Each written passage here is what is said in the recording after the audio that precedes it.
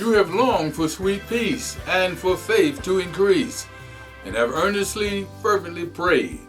But you cannot have rest or be perfectly blessed until all on the altar is laid. Is your all on the altar of sacrifice laid? Your heart does the Spirit control. You can only be blessed and have peace and sweet rest as you yield Him your body and soul. Would you walk with the Lord in the light of His word and have peace and contentment always? You must do His sweet will to be free from all ill. On the altar, your all must be laid. Oh, we never can know what the Lord will bestow of the blessing for which we have prayed, till our body and soul He does fully control, and all on the altar is laid. Who can tell all the love He will send from above, and how happy our hearts will be made of the fellowship sweet we shall share at His feet when our all on the altar is laid. Good evening, ladies and gentlemen, and welcome to The Doctor Is In. I am your host, Apostle Rick Sampson, pastor, founder of Sanctification Deliverance International Ministries, where we talk about health, healing, and wellness from a biblical and medical perspective. If you would like to know more about this ministry and would like to support this program with your donations, go to our website at thehealthminister.org or send it to Sanctification Deliverance Ministries, P.O. Box 1082, Norristown, PA 19404. Our email address is sanctificationministries59@gmail.com. On this program, you will hear sermons about the ministry of health, healing, and wellness as told in the Bible and continuing into the 21st century. So, welcome again to The Doctor Is In. One of the most amazing and depressing stories in the Bible is the resurrection of Lazarus, St. John chapter 11. It's amazing because we see the miracle working power of Jesus. Lazarus was dead and buried. He was in the grave 4 days. That guy was dead and Jesus restored his life. That's amazing. Amazing because we see a demonstration of what Jesus will do for all of us someday. He will call forth our name, and the grave will not be able to hold us back. John chapter 11 verse 43 says that after the stone was removed, Jesus cried with a loud voice, "Lazarus, come forth." The great evangelist of the 19th century D.L. Moody said the reason why Jesus called Lazarus by name was because if he did not, every dead person in that cemetery would have gotten up and come forth. Amazing. But I also find it to be a story of depressing. Why? Because like all mortals, Lazarus would have to die again. Think of that. His sisters had to bury him twice. They had to watch him get sick and die twice. They had to mourn the loss of their beloved brother twice. That's depressing. So, what is the point? Why raise Lazarus at all if he would eventually die again someday? Why devote our lives to health care if the patients we treat are going to die someday anyway? Why does God care about health care so much if we are all mortal? If all of our physical bodies are going to deteriorate and eventually die no matter what we do and no matter how we intervene? Why would God call so many people to devote their lives to professions in healthcare? Why would He allow hundreds of millions of dollars in kingdom resources to be spent in providing healthcare to those in need? Because, ladies and gentlemen, it is a sign. You see, a lake of water is a sign. Why? Because it points to the ultimate source of water. Sleep is a sign. Why? Because it points to the ultimate source of rest. Physical healing is a sign. It signifies something greater, something bigger, truer, infinite, and eternal. Physical healing reminds us that there is a place where we are fully healed, where we are made completely whole, and that is in God's holy presence. We can also note that a lake serves another very important immediate function. It's a lake. There's water there, and we need water. Sleep fulfills a very important immediate need by giving rest to our tired bodies and minds. Likewise, healthcare has immense value for its immediate effect. People are suffering right now, and physical healing brings relief and transformation to their lives right now. You see, God is not the only source of life, but He is also life itself. So it's no wonder the grave couldn't hold Jesus. He is life itself. It's no wonder people could be touched by His hand or even just touch His robe and receive healing. Life itself emanates from Jesus. Jesus is the source of all life. Everything was made by Him and through Him and in Him, and He holds everything together. John chapter 1, Colossians chapter 1, Revelation chapter 4. So all that I have said up to this point, ladies and gentlemen, has been the introduction. Now, here comes the punchline. If God is the source of all life and healing, and if He has called us into the healthcare ministry, then why are His resources, we are in fact His resources of life and healing. You see, for the healthcare workers who work in the hospitals, nursing homes, clinics, etc., thank you for saying yes to God. Thank you for obeying His call. Thank you for giving your professional lives to help people provide high quality health care in the name and nature of Jesus to the world's ill and injured. Thank you for joining Him in the transformational work of physical healing. Thank you for being the hands of Jesus through which His healing power now flows. Thank you for transforming lives in the here and the right now. Thank you for being a sign, pointing people to the source of all life and healing.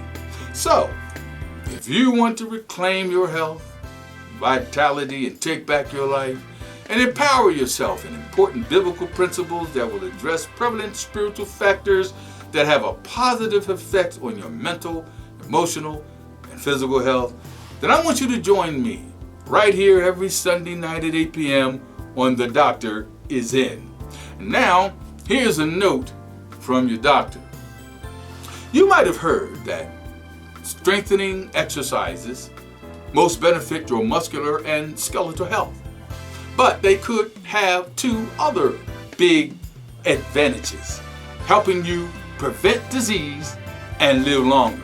Now, we may know now we may know how much time to spend on those exercises, because according to new research published in the British Journal of Sports Medicine, compared with people who didn't do muscle strengthening activities, those who did 30 to 60 minutes of resilience, strength, or weight training weekly had a 10% to 20% lower risk of early death from all causes, and of getting heart disease, diabetes, or cancer at all. These type of exercises, ladies and gentlemen, are designed to improve muscular fitness by exercising muscles against external resistance, according to the American College of Sports Medicine. Combining 30 to 60 minutes of strengthening exercise with a amount of aerobic activity enhance the benefits, resulting in 40% lower risk of premature death, a 46% lower risk incident of heart disease, and a 28% lower chance of dying from cancer. The research is also the first to examine long-term links between muscle strengthening activities and diabetes risk. Now, many previous studies have showed a favorable influence of muscle strengthening exercises on non-communicable diseases and early death risks. The new research is an analysis of 16 prior studies, which amounted to a pool of data from nearly 480,000 participants. They are between 18 and 98 years of age, and most were based in the United States. The participants either self-reported their engagement in muscle strengthening exercises or answered questions during interviews. The study methods are sound and the findings are important, but not surprising to me, said Dr. William Roberts, a professor in the Department of Family Medicine and Community Health at the University of Minnesota. 30 to 60 minutes per week sticks out as a doable amount for most people and makes me feel good about the 5 to 15 minutes of strength exercises I do every morning. The findings are great news for people who are active and greater news for those who are inactive, as they can improve their health with a small time investment. The new research didn't explore why strength training is also effective in lowering risk of early death and certain diseases, but this type of exercise is important for reducing body fat and building lean muscle, which can help with balance, posture, and regulating cholesterol levels. Now, that was said by Dr. Nesia Goldberg, the medical director of New York City and clinical associate professor of medicine at New York University's Grossman School of Medicine. We know that individuals with obesity are at risk for cardiovascular disease, glucose intolerance, and some cancers. So improving that health profile is beneficial, Goldberg had said. Additionally, people who participate in regular activity may also have a healthier outlook and have other healthier lifestyles. The stronger benefit from mixing aerobics with strengthening exercises could be because the two appear to work together and help each other move towards better outcomes. A balanced program, ladies and gentlemen, of strength and aerobic activity is probably best and probably more closely mimics the activities of our ancestors, which help determine our current set of genes. Now, aerobic exercises including walking, dancing, running, jogging, cycling, swimming, weight training exercises you can do for 30 to 60 minutes include deadlifts, overhead dumbbell presses, and lumbar lateral raises, which involves using your back and shoulder muscles to lift light dumbbells so that your arms and body form sort of a T-shape. The findings concerning lower diabetes risk could be explained by muscle strengthening activities, increasing or preserving skeletal muscle mass, which has a major role in regulating blood sugar levels. Overall, the main takeaway is to get active, stay active with an exercise program you like and will stick with. You do not need to train for the marathon to be healthy and improve your health. A combination of 5 to 10 minutes of strength exercises and 30 minutes of walking most days of the week will produce great health benefits across the population. And there you have it, ladies and gentlemen, the note from your doctor. The Word of God is found in Revelation chapter 22, verse 2. Let's read that.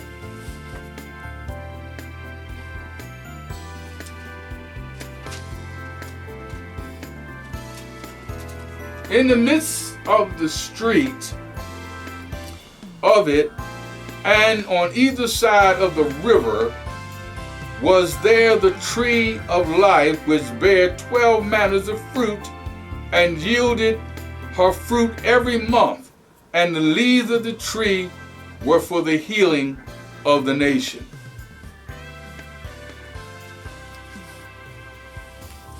Education in health was never more needed now than ever before.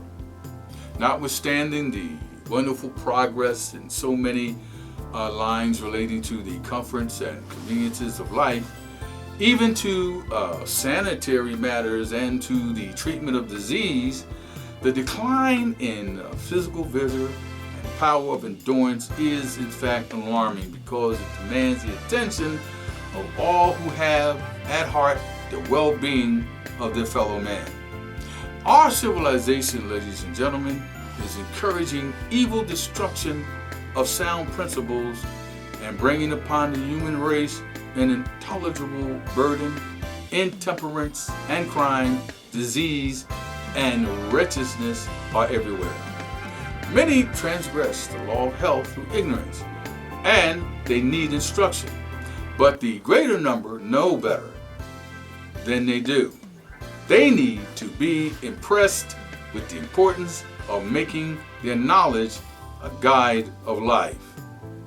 You see, a practice that is laying the foundation of disease and of even more serious evils is the free use of poisonous drugs.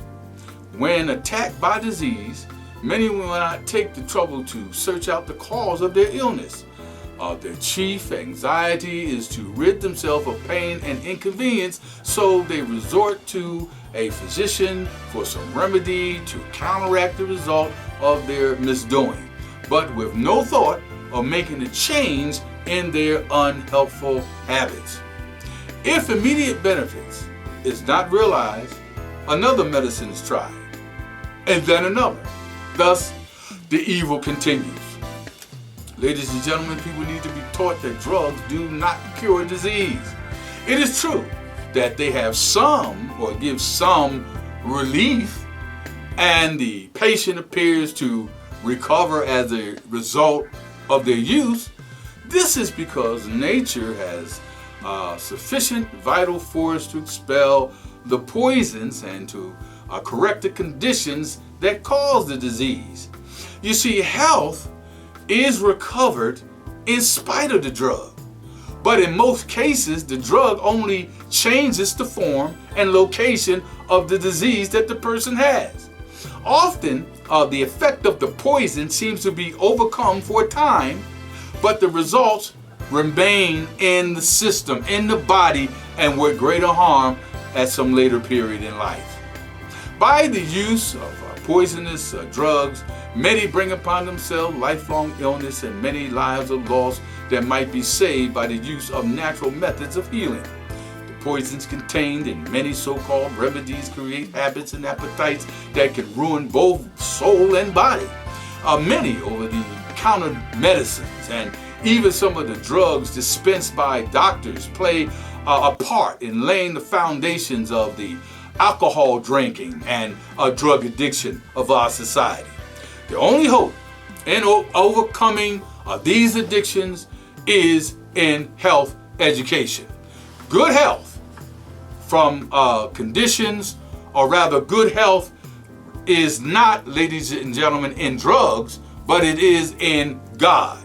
Disease is an effort of God, of nature, to free the system from conditions that result from a violation of the laws of health.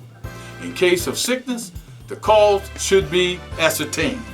Unfaithful conditions should be changed. Wrongful habits should be corrected.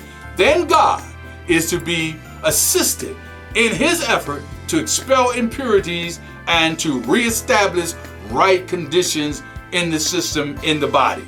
Pure air, sunlight, rest, exercise, proper diet, use of water, and trust in God.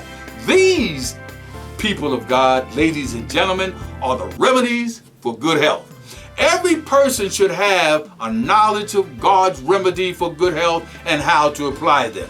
It is essential both to understand the principles involved in the treatment of the sick and to have a practical training that will enable one rightly to use this kind of knowledge. The use of natural remedies require an amount of care and effort that many are not willing to give. But God's progress of healing and of building is gradual, and to the impatient, it seems slow. The surrender of hurtful indulgences requires sacrifice, but in the end of it, you will see that God does his work wisely and he does it well. Those who walk in obedience to his word will reap the reward in health of body and health of mind. So too little attention is generally given to the preservation of good health. It is far better to prevent a disease than to know how to treat it when it occurs. Ladies and gentlemen, it is the duty of every person, for his own sake and for the sake of humanity, to inform himself in regards to the laws of life and to obey them. Everyone needs to become acquainted with the most wonderful of all organisms, the human body. They should understand, we all should understand, the functions of the various organs and the dependence of one upon the other for the healthy action of all of them. They should study, we should study, the influences of the mind upon the body and the body upon the mind and the laws by which they are governed. You see, we cannot be too often reminded that good health does not depend on chance. It is a result. Good health is a result of obedience to God and God's word. This is recognized by, for example, the contestants say in athletic games and trials of strength. These men make the most careful preparation. They submit to a thorough training and strict principles. You've seen the Olympics that we have here every year. Every physical habit is carefully regulated. They know that neglect, excess, or carelessness, which weakens or cripples any organ or function of the body, would ensure their defeat. So, how much more important, ladies and gentlemen, is such carefulness to ensure success in the conflict of life? It is not mimic battles in which we are engaged. We are waging a warfare upon which hang eternal results. We have unseen enemies to fight. Evil angels are striving for the dominion of every human being on this planet. Whatever injuries we get, it not only lessens our physical vigor, but tends to weaken our mental and moral powers. Indulgence in any unhealthy practice makes it more difficult for one to discriminate between right and wrong, and hence more difficult to resist evil. It increases the danger of failure and defeat. So, the foundation, ladies and gentlemen, of all enduring reform is the Word of God. We are to present in clear, distinct words the need of obeying His Word. Its principles are as everlasting and unchangeable as God Himself. The body is the only medium through which the mind and soul are developed for the upbuilding of character. Therefore, it is that the adversary of our souls who directs his temptations to the degrading of our physical abilities.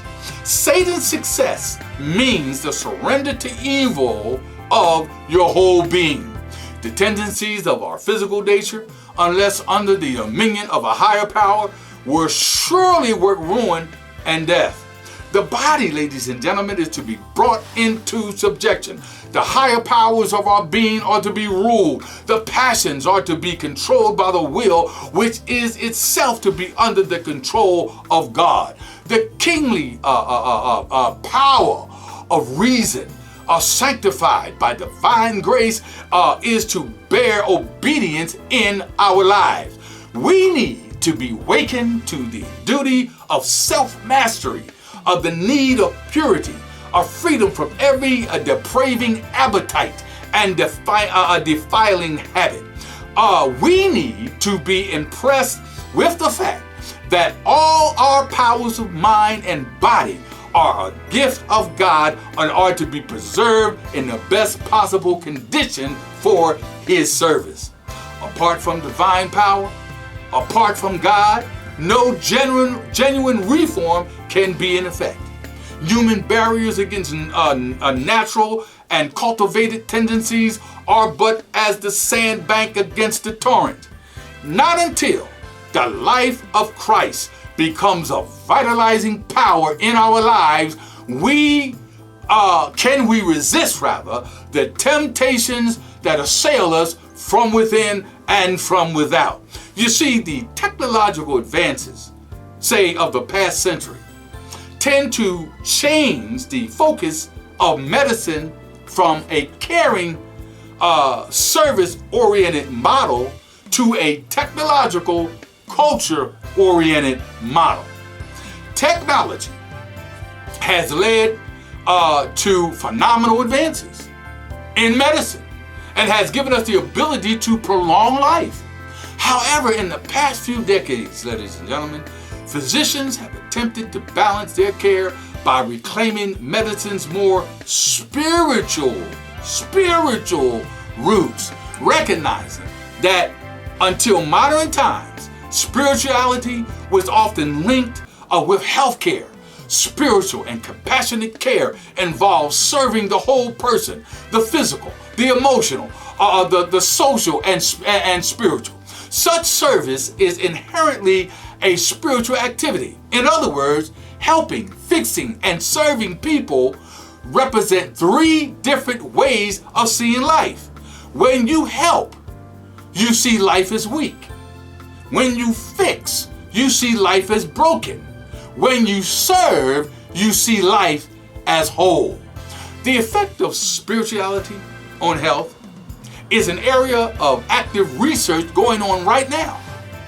Besides being studied by doctors, it is studied by psychologists and other professionals. The studies tend to fall into three major areas: mortality, coping, and recovery. Some observational studies suggest that people who have regular spiritual practices or go to church regularly tend to live longer. That's right. Going to church can help you live longer. The studies hypothesize that religious commitment may improve stress control by offering better coping mechanisms, richer social support, and the strength of personal values and worldview. Patients who are spiritual, who utilize their spiritual benefits in coping with illness, pain, and life stresses. Some studies indicate that those who are spiritual tend to have a more positive outlook and a better quality of life. Bereavement is one of life's greatest stresses. Study of 145 parents whose children have died of cancer found that 80% received comfort from their religious beliefs 1 year after their child's death. In addition, 40% of those parents reported a strengthening of their own religious commitment over the course of the year prior to their child's death. Did you know that specific spiritual practices like prayer have been shown to improve health outcomes? Studies show that 10 to 20 minutes of prayer twice a day leads to decreased metabolism, decreased heart rate, decreased respiratory rate, and slower brain waves. In other words, prayer calms you down. It calms your nerves. This practice of prayer is beneficial for the treatment of chronic pain, insomnia, anxiety, hostility, depression, premenstrual syndrome, and infertility, and was useful for the treatment of patients with cancer or HIV. Any disease can be made worse by stress, but prayer, the power of prayer, can invoke the relaxation response, which is an effective therapy. This is Apostle Rick Sampson signing off tonight until we meet again next Sunday at 8 p.m. on The Doctor Is In. May you prosper and be in good health.